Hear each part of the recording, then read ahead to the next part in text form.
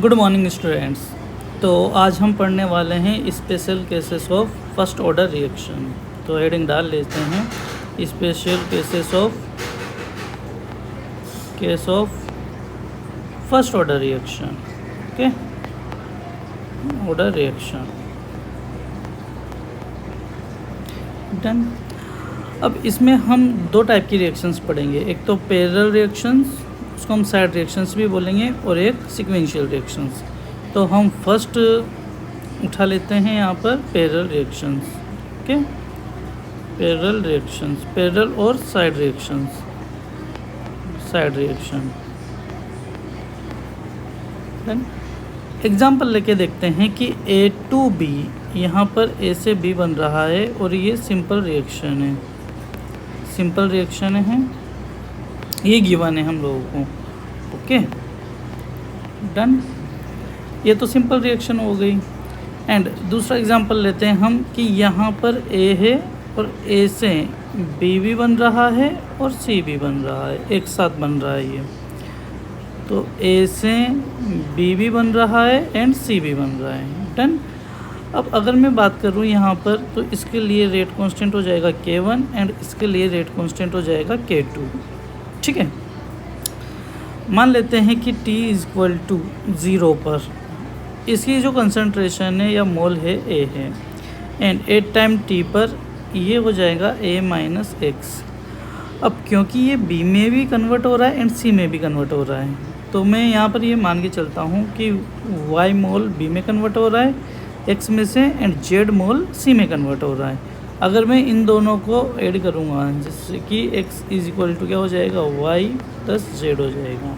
ठीक है, अब इस टाइप की रिएक्शंस को हम क्या बोलते हैं, पैरेलल रिएक्शंस और साइड रिएक्शंस बोलते हैं। इसमें A से B भी बन रहा है एंड C भी बन रहा है। डन। जब ऐसी क्वेश्चंस आएंगे तो हमें क्या क्या फाइंड आउट करने के लिए बोल सकता है वो। फर्स्ट है फाइनल इफेक्टिव ऑर्डर,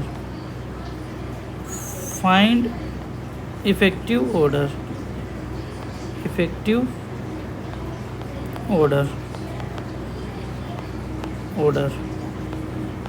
ठीक है, एंड इफेक्टिव टी ऑफ भी बोल सकता है वो, इफेक्टिव टी ऑफ,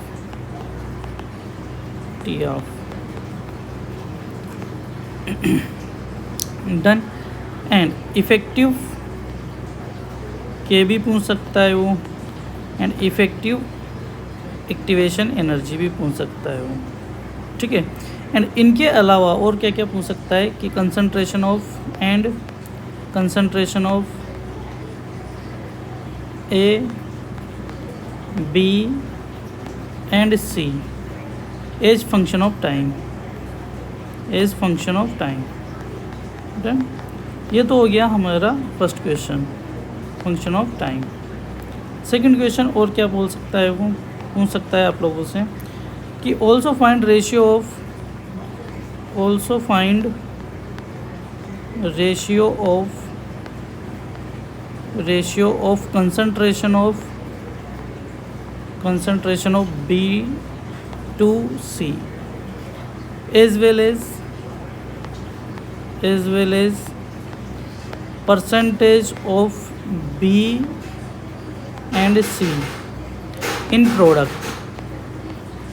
ओके, जो भी प्रोडक्ट बनेंगे हमारे पास उसमें B की परसेंटेज क्या होगी एंड C की परसेंटेज क्या होगी, इन सब के बारे में वो पूछ सकता है। तो हम एक बार चलते हैं अपनी रिएक्शन पे, रिएक्शन एंड ए क्वेश्चन से। क्वेश्चन इसी टाइप के आएंगे अगर इस टाइप की रिएक्शंस आएंगी तो, कि A है रिएक्टेंट और A से B भी बन रहा है एंड C भी बन रहा है। A के इनिशियल A मोल थे एंड थोड़ी देर के बाद में टाइम T के बाद, ओके, एट टाइम T पर X डिसोशिएट हो गया A में से, तो जो X मोल थे उसमें से Y B में चले गए एंड Z C में चले गए। डन। तो अब हम स्टार्ट करते हैं कि हमें इफेक्टिव ऑर्डर निकालना है, इफेक्टिव टी ऑफ निकालना है, इफेक्टिव के निकालना है, and activation energy effective, and concentration of B, C and A का कंसंट्रेशन निकालना होगा हम लोगों को। तो हम स्टार्ट करते हैं। इसके लिए हमें रेट लिखना होगा कि dA डिवाइडेड बाई dt की जो कंसंट्रेशन मतलब रेट होगी वो क्या हो जाएगी। एक तो मैं इसको देखिए, एक बार तो B बन रहा है, एक बार C बन रहा है। ठीक है, तो जब बी बन रहा है तो उसकी टर्म में लिखूँगा K1 एंड ए, क्योंकि ए ही जा रहा है बी में एंड सी में। एंड अगर इसके लिए लिखूँगा मैं सी के लिए तो K2 एंड ए, ये हो जाएगी रेट ऑफ रिएक्शन। डन। अब यहाँ से आपको पता चल रहा है कि जो ए है वो दोनों में कॉमन है, तो बाहर निकाल लीजिए इसको। तो क्या बचेगा अपने पास में K1 प्लस K2, ये हो गया इफ़ेक्टिव K एंड यहाँ पर कंसंट्रेशन ऑफ ए। तो rate of reaction is equal to कितना हो जाएगा, K1 plus K2 concentration of A. तो अगर मैं K इफ़ेक्टिव की बात करूँ तो इफ़ेक्टिव K कितना हो जाएगा यहाँ पर, effective K is equal to K1 plus K2। तो इफ़ेक्टिव K तो आ गया अपने पास में K1 प्लस K2। डन। ये फर्स्ट ऑर्डर की रिएक्शन थी। यहाँ पर क्वेश्चन में गिवन होगा कि ये फर्स्ट ऑर्डर की रिएक्शन है। हमने केस में यही लिया था स्टार्टिंग में, स्पेशल केसेस। अब ये फर्स्ट क्वेश्चन हो गया, अपना आंसर हो गया।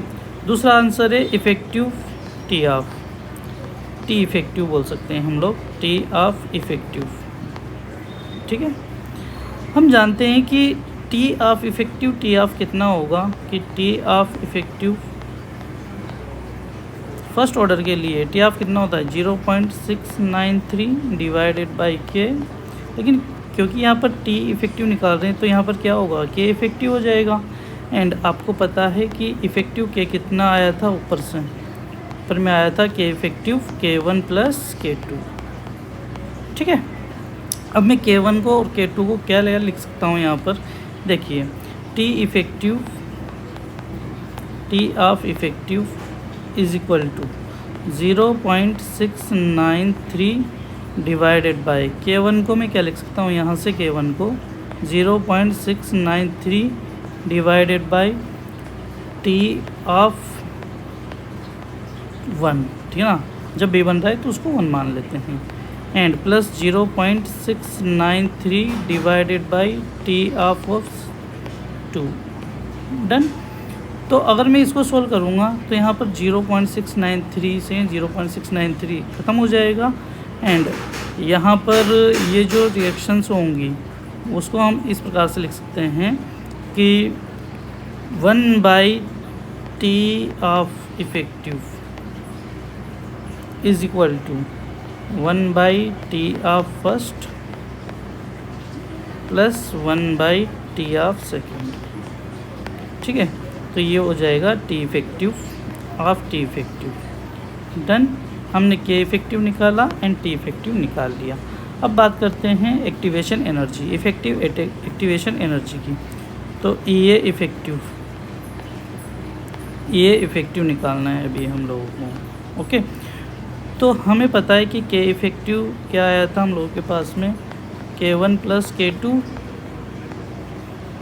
एंड आपको पता है कि K क्या होगा, K इज इक्वल टू होता है ए की power minus A by R T.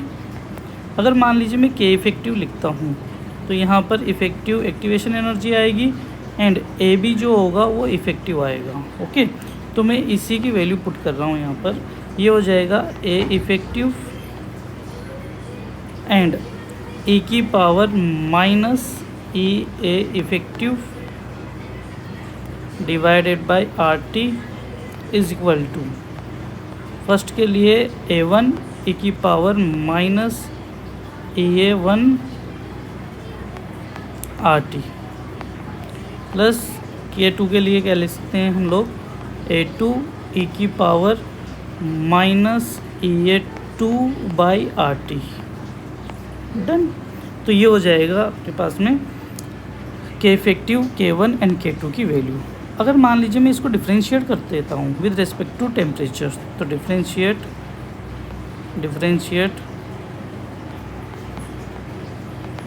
With respect to temperature, तब हमें क्या मिलेगा, जब मैं इसका डिफ्रेंशिएशन करूँगा तो एज इट इज़ आ जाएगी और फिर एक बार इसका डिफ्रेंशिएशन कर देते हैं।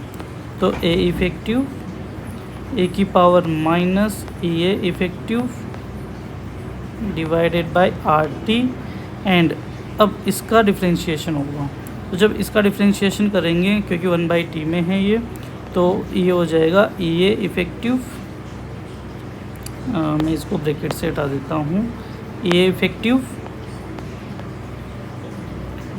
Divided by R T square, ठीक है, एंड इज इक्वल टू, अब इसका भी मुझे डिफ्रेंशिएशन करना पड़ेगा और इसका भी, तो सेम एज ये हो जाएगा a1 ए की power minus EA1 RT dot EA1 divided by RT square plus साथ में हो जाएगा A2 की power minus EA2 divided by RT dot EA divided by ये 2 वाला है RT स्क्वायर, ठीक है। तो ये आ गया इसको डिफ्रेंशिएट करने के बाद में। अब यहाँ पर मैं क्या लिख सकता हूँ, यहाँ पर देखिए ये जो वैल्यू है हमारे पास में, ये जो वैल्यू है ये किसकी वैल्यू है, के इफेक्टिव की, तो यहाँ पर हम के इफेक्टिव लिख सकते हैं इसकी जगह। एंड यहाँ से RT स्क्वायर ख़त्म हो जाएगा, तो यहाँ पर बचेगा ये effective is equal to A1, इसकी जगह मैं K1 लिख सकता हूँ, तो इसको K1 लिख दीजिए। तो जैसे इसको K1 लिखेंगे तो K1 एंड यहाँ पर हो जाएगा EA1 प्लस इसकी जगह मैं K2 लिख सकता हूँ, तो K2 EA2 डन। अब ये आ गया अपने पास में। अब यहाँ से मुझे EA इफेक्टिव निकालना है, तो EA इफेक्टिव निकाल सकते हैं हम यहाँ से कि EA effective activation energy is equal to K1 activation energy first plus K2 activation energy of second divided by, यहाँ पर हम लिख सकते हैं K इफेक्टिव, और आपको पता है कि K इफेक्टिव क्या आया था, K1 प्लस K2, तो यहाँ से हम K1 प्लस K2 भी लिख सकते हैं। K1 EA1 plus K2 EA2 divided by K1 plus K2, तो ये आ जाएगा EA इफेक्टिव एक्टिवेशन एनर्जी, ठीक है। तो हमारे पास में 3 चीज़ें आ चुकी है अभी तक, K इफेक्टिव आ चुका है एंड T ऑफ इफेक्टिव आ चुका है एंड इफेक्टिव एक्टिवेशन एनर्जी भी आ चुकी है। इसके बाद में अगर मैं आगे बढ़ूं तो क्वेश्चन में क्या पूछा है, कंसंट्रेशन ऑफ ABC, ओके। तो हम निकाल लेते हैं यहाँ पर कंसंट्रेशन ऑफ ए की कंसंट्रेशन फाइंड आउट कर लेते हैं हम यहाँ से। तो हम जानते हैं कि माइनस DA/DT क्या आया था हमारे पास में, is equal to K1 plus K2 and A, ठीक है। और क्योंकि हम जानते हैं कि एट टाइम टी पर ए की जो कंसंट्रेशन होती है वो होती है A0 e की पावर माइनस K। अब यहाँ पर ये बात आएगी कि K क्या लेना पड़ेगा, तो यहाँ पर हो जाएगा K1 प्लस K2, ठीक। तो मैं इसको ढंग से लिख देता हूँ अच्छे से, तो यहाँ पर minus K1 plus K2 and T done. At time T पर ए की जो कंसंट्रेशन आई थी ये आ गई थी हमारे पास में, ओके। तो ये हो जाएगा ए की कंसंट्रेशन, ठीक है। एंड अगर मैं बी की कंसंट्रेशन की बात करूँ यहाँ पर, तो बी की कंसंट्रेशन क्या होगी, हम इसकी फॉर्म में लिख लेते हैं रेट को, dB divided by dt is equal to K1A, ठीक है। एंड यहाँ से plus dB by dt is equal to कितना हो जाएगा, K1 और A की वैल्यू जो आई थी वो रख देता हूँ मैं यहाँ पर, तो A0 e की power minus K1 plus K2 into T, ठीक है। क्योंकि मुझे B की कंसंट्रेशन निकालनी है, A की कंसंट्रेशन तो ये आ ही चुकी है, B की कंसंट्रेशन, तो मैं इसको इंटीग्रेट कर देता हूँ, क्योंकि इसको इंटीग्रेट करेंगे और dt को उधर भेज देंगे हम लोग, तो यहाँ पर हो जाएगा dB और B की कंसंट्रेशन 0 से लेके B तक is equal to K1 A0 e की power minus K1 plus K2 into T, ठीक है। एंड dt निकाल देते हैं हम यहाँ से। Okay, done. मैं यहाँ पर कैपिटल T लिख रहा हूँ बार बार, ये टाइम होता है, टेम्परेचर नहीं होता है, ये टाइम होता है बेटा। ओके, हाँ, अब यहाँ पर भी इंटीग्रेट कर दीजिए आप लोग 0 से लेके T तक। जैसे मैं इसको इंटीग्रेट करूँगा तो ये तो हो जाएगा B की कंसंट्रेशन आ जाएगी 0 से लेके B तक, एंड यहाँ पर जब मैं इसका इंटीग्रेशन करूँगा तो ये कांस्टेंट है K1 A0, ये तो बाहर निकाल लीजिए, एंड इसका बाकी का जो बचा उसका इंटीग्रेशन होगा e की power minus K1 plus K2 into T divided by minus K1 plus K2। ठीक है, जब इसका इंटीग्रेशन करेंगे, और ये कहाँ से कहाँ तक, 0 से लेके T तक, तो हम लिमिट रख देंगे। तो B की जो कंसंट्रेशन आएगी बेटा वो आ जाएगी K1 A0, एंड यहाँ पर जब मैं T रखूँगा इसको और ये 0 रखूँगा तो 0 की वैल्यू तो यहाँ पर 0 हो जाएगा, e की पावर 0 हो जाएगा, और जैसे मैं 0 इसको बाहर निकाल लीजिए, तो जैसे मैं इसको बाहर निकालूंगा तो कितना हो जाएगा, माइनस का K1 प्लस K2। ठीक है, एंड एक बार अगर मान लीजिए मैं T रखता हूँ तो ये हो जाएगा minus K1 plus K2 T, and minus अगर मैं यहाँ पर 0 रखता हूँ T की वैल्यू, तो ये पूरा का पूरा e की पावर में 0 हो जाएगा, और e की पावर में 0, इसका मतलब 1 हो जाएगा। ठीक है, इतना क्लियर है यहाँ तक। अब तो अगर मान लीजिए मुझे ये माइनस हटाना है तो माइनस से मल्टीप्लाई कर दूँ तो ये जो 1 है माइनस का वो आगे आ जाएगा और ये पीछे चला जाएगा। तो जो B की कंसंट्रेशन आती है बेटा वो आ जाएगी आपकी K1 A0 divided by K1 plus K2 and 1 minus e की power minus K1 plus K2। Done. तो ये हो जाती है B की कंसंट्रेशन। अगर मान लीजिए मैं सेम एज इट इज़ करूँ अगर C के लिए, तो C के लिए सिमिलरली सेम ही होगा। ठीक है, सिमिलरली अगर मुझे C की कंसंट्रेशन निकालनी है तो C के लिए मैं क्या लिखूँगा कि DC divided by DT is equal to कितना हो जाएगा, क्योंकि ये प्रोडक्ट बन रहा है तो प्लस में होगा, और यहाँ पर K2 एंड A की वैल्यू रख दूँगा मैं यहाँ पर, और फिर इसको इंटीग्रेट कर देंगे हम लोग। जैसे हम इंटीग्रेट करेंगे तो यहाँ पर K1 था, ओके, यहाँ पर क्या आ जाएगा, K2 आ जाएगा बेटा। तो C की कंसंट्रेशन कितनी आ जाएगी, K2 A0 divided by K1 plus K2 and same as it is 1 minus e की power minus K1 plus K2 into T, ये हो जाएगा C की कंसंट्रेशन। अब हमसे पूछा गया है रेशियो एंड परसेंटेज। ओके, तो यहाँ पर ये C की कंसंट्रेशन आ गई और यहाँ पर B की कंसंट्रेशन आ गई। ये फर्स्ट हो गया अपना, ये सेकंड हो गया। अगर मैं इनको डिवाइड कर देता हूँ तो ये वैल्यू सेम है, ये भी सेम है, यहाँ पर नीचे वाली वैल्यूज़। ओके, और यहाँ पर K1 आएगा और यहाँ पर K2 पर आए। तो अगर मान लीजिए इन दोनों का रेशियो लेना होगा कि B की कंसंट्रेशन डिवाइडेड बाई C की कंसंट्रेशन, ये हो जाएगा बेटा K1 डिवाइडेड बाई K2। ठीक है, एंड अगर मान लीजिए +1 कर देता हूँ मैं, बोथ साइड +1 कर देता हूँ, तो जैसे मैं +1 करूँगा यहाँ पर तो ये हो जाने वाला है आपका, ऐसा करो इसको आप चेंज कर दो, इन्वर्स ले लो इसका। ओके, फिर +1 कर देंगे। मुझे B की कंसंट्रेशन निकालनी है क्योंकि परसेंटेज निकालनी है, तो हम क्या करते हैं, इसको इन्वर्स कर देते हैं।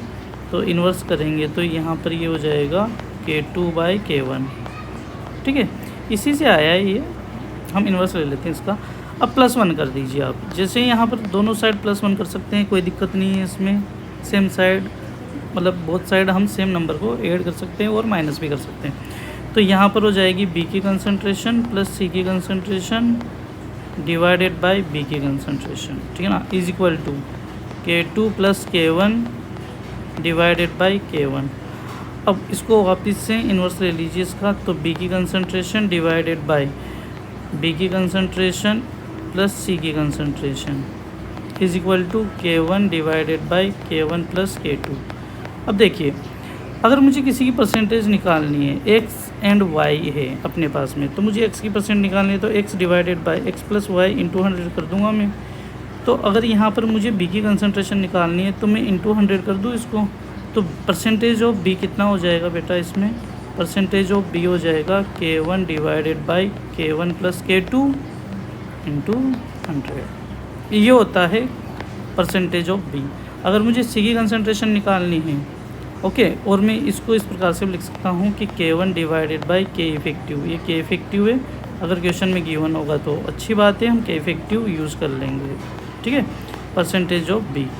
अगर मुझे परसेंटेज ऑफ C निकालना है तो परसेंटेज ऑफ C कितना हो जाएगा बेटा, K1 की जगह K2 आ जाएगा और टोटल तो K1 प्लस K2 आएगा ही सही, ठीक है। एंड अगर K इफेक्टिव गिवन है तो C की कंसंट्रेशन कितनी हो जानी है, परसेंटेज ऑफ C की concentration K2 divided by K effective into 100, ये हो जाता है। तो ये केस होता है, इसमें हम दोनों की परसेंटेज का यहाँ पर रेशियो भी निकाल सकते हैं, ठीक है। तो ये स्पेशल केस है, एक प्रकार की पैरेलल रिएक्शंस या साइड रिएक्शन कहलाती है। ओके बेटा, थैंक यू सो मच।